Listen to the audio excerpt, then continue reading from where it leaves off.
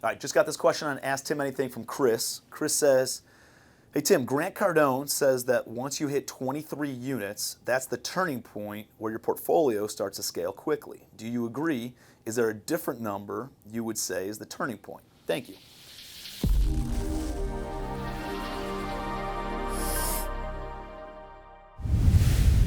Okay, so here's what I would say. I think there's a couple of turning points that make a big difference. So first of all, your first purchase will always be the biggest one, right? Like jumping in the water and actually getting a deal, doing your first deal, you're gonna learn so much from that first deal. Assuming you already bought your first property.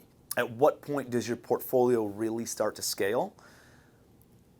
I would say it's somewhere in the neighborhood of 50 to 100 doors. I always say 100, let's get you to 100 as soon as possible. If you have experience buying one door, you can absolutely buy 100 doors this year. Now, my price point might be different, right? Grant Cardone lives in Miami, Florida. I live in Charleston, South Carolina. I grew up and built my business initially in Cleveland, Ohio. So our price per door could be very different. He might be talking about $400,000 a door. I might be talking about something between $50,000 to $150,000 a door. So I think what's more important is the monetary value of your portfolio.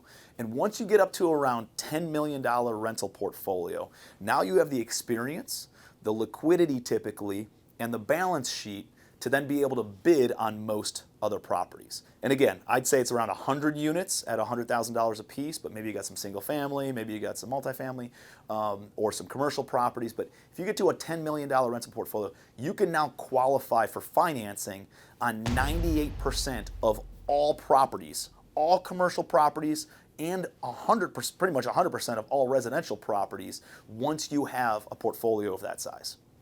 So it opens up the vaults to your financing options. And so that's more of a financial barometer that you've met.